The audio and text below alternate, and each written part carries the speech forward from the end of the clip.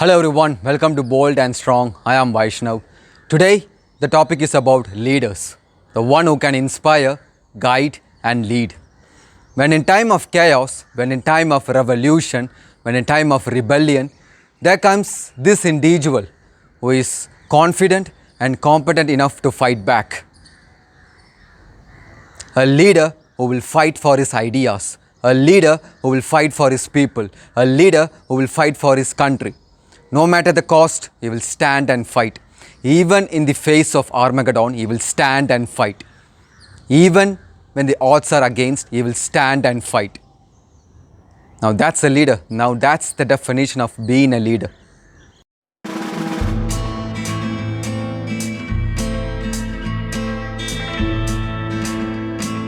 Now you might have so many ideas, right? You might have so many ideas about leadership. Comment who is your favorite leader. Comment on this video who is your favorite leader and why is that leader favorite to you. What's unique about that leader? Explain. Let's find out, let's find out.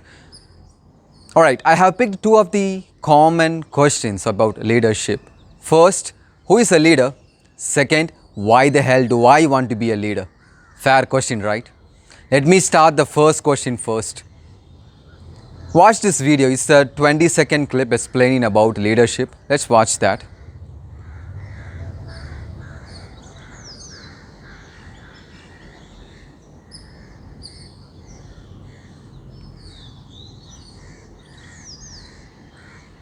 That's profound, right? That is so profound. That is actually true. That is the definition of being true leader. That is absolutely true. We live in a complex world. We are a complex animals. So many emotions, so many thoughts. It's not black and white. The world we live in is not black and white. It's never. It's chaotic, it's dark, it's violent, it's bright, it's vibrant, it's motherly. It's a combination, it's a mixture of those things. It's never black and white. You need both to coexist. Right? Now, do you know when people tend to follow a leader naturally? Do you know when people tend to follow a leader naturally? Do you know when? Any idea?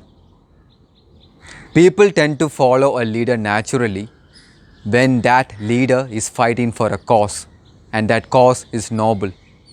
When that leader is fighting for a noble cause, people tend to follow that leader naturally. For example, when a leader is fighting for freedom, he is fighting for his people's freedom. When a leader is fighting for rights, he is fighting for his people's freedom. When a leader is fighting for land, he is fighting for his people's land. A leader should be visionary, revolutionary and courageous. You look at any revolutionary, Mahatma Gandhi, Nelson Mandela, Martin Luther King, they had this vision and they had to talk. They had to talk countless times. They have to provoke you. They have to fight for the people's right. It's almost like father-son dynamics. Father cares about his son, but father will still disrespect him. Father will provoke him. Father wants his sons to struggle so that son will become a better man. Right? It's almost like that. A leader wants his people to have a bright future.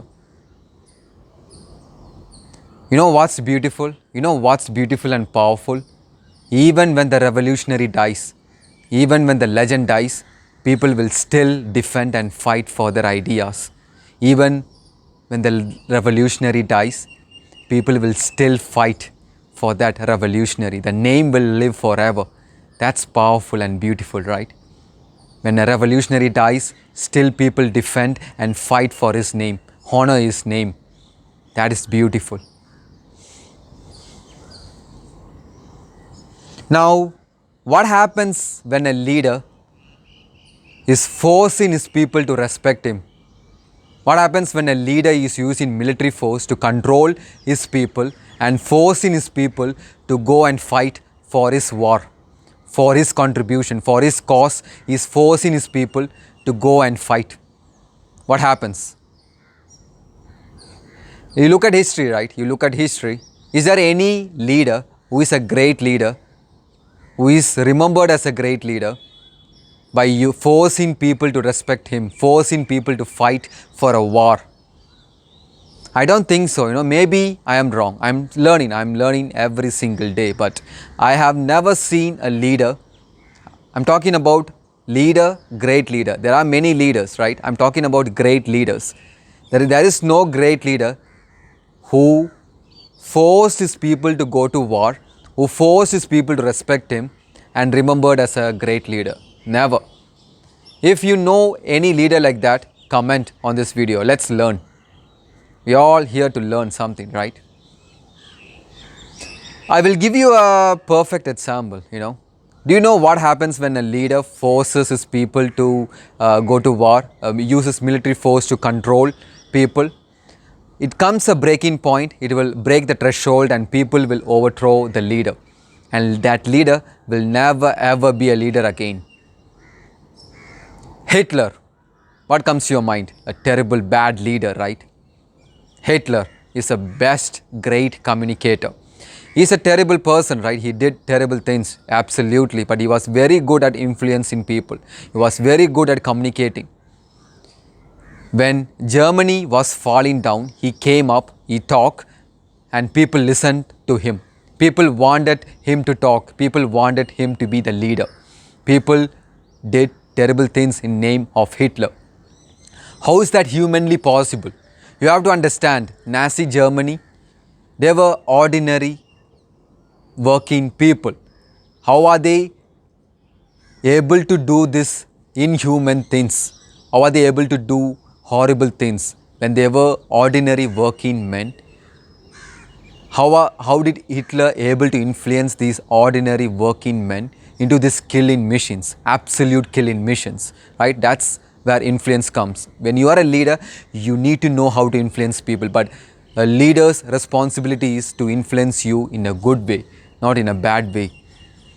So Hitler came up, right? He said, Germans are superior, nobody else. I love Germany. We are Germans. We are going to conquer the land. That's what he said. And people loved it. People absolutely loved it and they did whatever Hitler wanted to do. Right? Now, Hitler did not use force. Hitler did not control his people, his countrymen. Right? People naturally choose Hitler as a leader, and whatever Hitler said, they did because they believed in him. Hitler had a vision. Imagine this, Hitler came and stood and talked. I'm the best here. I'm the best German here. Nobody else. I'm smart. You all should listen to me. What would have happened? Nobody is ever going to listen to him. Maybe he would have become the leader of Germany.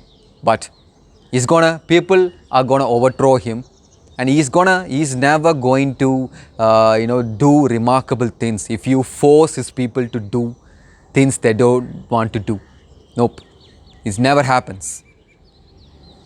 That's very important, right? So, we talked about revolutionaries. There's a difference between a revolutionary and what about kings? Revolutionaries and kings. What about kings? What about Alexander the Great, right? Revolutionaries, they are fighting for people's freedom. Revolutionaries, they are fighting for people's right. Right? They are fighting for something. But kings, Alexander the great Macedonian king, I can name him as an example if I'm talking about king. He's a great Macedonian king, right? What about him? Kings, they are not going to war to fight, to liberate. They are not going to war to fight for people's freedom. No, they are going to war to expand their territory. They are going to war to expand their legacy. They want to expand and honor their ancestors, right? They are not fighting for freedom. They are not fighting for people's freedom. It's very important. Kings are not fighting for people's freedom. Do you understand? Kings are never fighting for people's freedom. You will never see a king fighting for people's rights, people's freedom. No. If you look back, people fought under king. King commanded, and king is going to war because he wants to expand his empire. Then you have to answer the question, why did soldiers then fought under this king. People would have rebelled. People would have did something, right? People were in a country, in a soldiers, they want to fight under a commander, under Alexander the Great. Why do people want to fight under this king when they don't have any value, when they don't have anything to get in return? Maybe, they will definitely get something in return, but I'm talking about in terms of when a revolutionary fights, the people is getting freedom. But when king is winning the war, the people are not getting that much, right? Then why do you think people risk their life and still fought for their king, fought for Alexander the Great? Alexander, if you look, his name exceeds reputation. There were noble kings. When Alexander invaded their country, they don't want to fight. Noble king, I'm talking about the king who would defend and fight for their country. And they surrendered in front of Alexander. They said, Alexander, I don't want to fight against you. This country is yours. I want to fight under you. Please guide me. This army is yours. This army is yours to be guided, to be led. You can lead them. That's what they said. Remarkable, right? Why? Why is that? Humans, right? Everything comes under humans. Humans. Yeah, what do I mean by that? Let me give you an example. Let me give you a 21st century example. When the latest iPhone comes, everyone wants to buy that phone, right? Even if they don't have any money, they are ready to buy the phone by paying EMI, by paying a loan. Why? Even if they don't have money, they want to buy that iPhone, the latest iPhone. Why? Why do you think is that? Because they want to be a part of a culture, right? When everybody is buying, they want to have an iPhone also. It's a part of culture, right? That same goes to 1,000 years back when commanders, when kings, when normal people, they want to be a part of Alexander's army. They want to be a part of Alexander's conquest because it's a part of, it's almost they feel like content. They feel they are alive when they do that. That's why you see that even when they don't want to fight, yeah, of course, kings force the people to fight, yes. But it's something different when king fight, they see something. I'm fighting under this king. I feel honorable. It's because of that. It is absolutely because of that. Because we can say we are advanced, but deep inside, the fundamentals, I like that word, fundamentals, that is still there. 1,000 years back, 10,000 years from here to after, the fundamentals will still exist. You take any rocket scientist, you take any complex theory, fundamentals are there, right? So we tend to have patterns. We tend to exhibit behaviors that are patterns. So that's common. That's why people want to fight. People want to fight under a great king. People wanted to be a part of a culture, a cultural icon.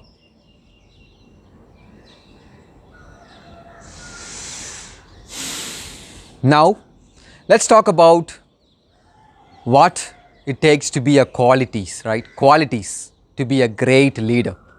You take anything. You want to be a hero, you want to be a villain, you want to be a bad boy, you want to be a good man, you want to be a strong man, you want to be a weak coward. Everything has qualities, right? Whatever qualities you have, it represents that particular thing, right?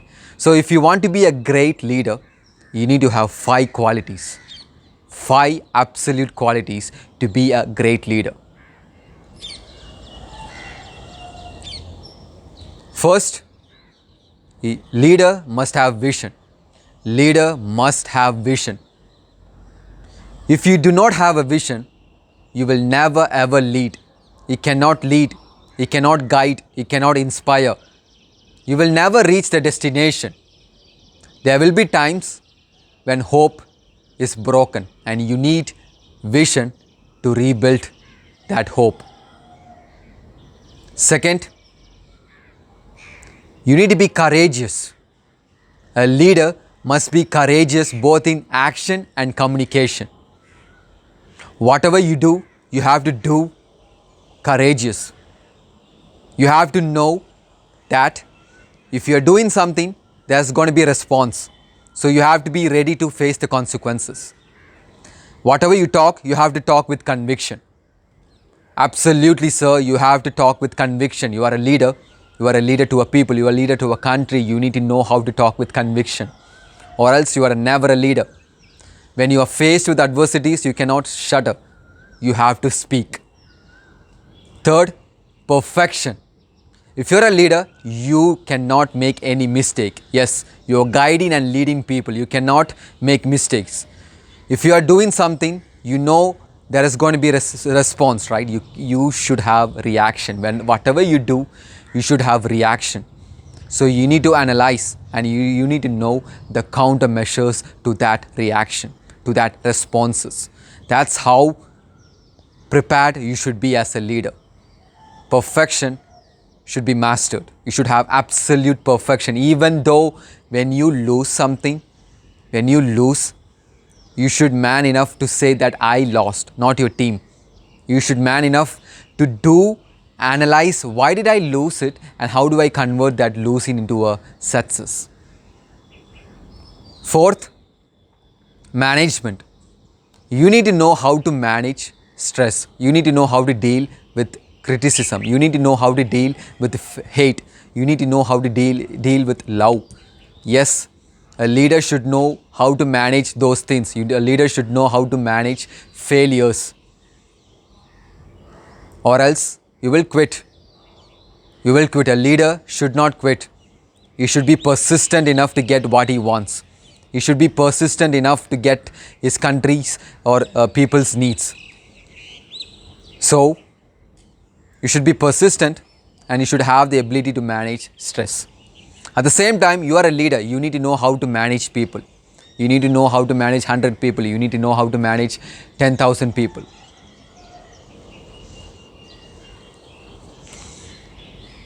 Fifth, you have to be multidimensional.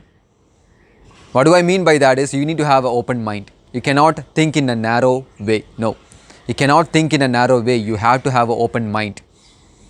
Because when you are looking for a solution, you cannot think in a very narrow way. You need to have ideas and accordingly you think and act. And one and first most important thing, you need to respect God and you need to respect God and you need to respect God. Yes, a leader should have a God.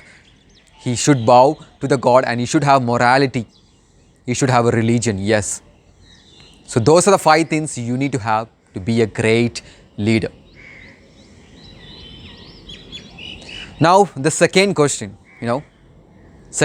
why the hell do I want to be a leader? A fair question, right? I will be plain and simple. I will ask in a very plain and simple way. Do you want to be a leader to a country? People who are watching this video, do you want to be a leader to a country? Yes or no? No? Yes? Yes? No? Most will say no, I assume. Fair enough. Very smart though. Few will say yes. Exceptional you are. Hats off. Alright, those who said no, let me twist the question. Do you want to be a leader to a company? Do you want to be a CEO of a company? Okay, I hear so many yes now. Okay, those who say no, let me ask you a different way. Let me ask a question in a different way. Do you want to be a supervisor who supervising 30 people? Still no? Very interesting. Let me ask you a very, very twisted way. Do you want to be a leader to you? I will repeat it. Do you want to be a leader to you? Still no? Let me tell you why you will be messed up. You will never ever go anywhere in life if you say you don't want to be a leader to you. You know what happens? If you say that you are not willing to control your emotion, you're not willing to live an intentional life, right? You don't want to be a leader to you, then what happens? Someone else will tell you what to do in life. Someone else will tell you who you are.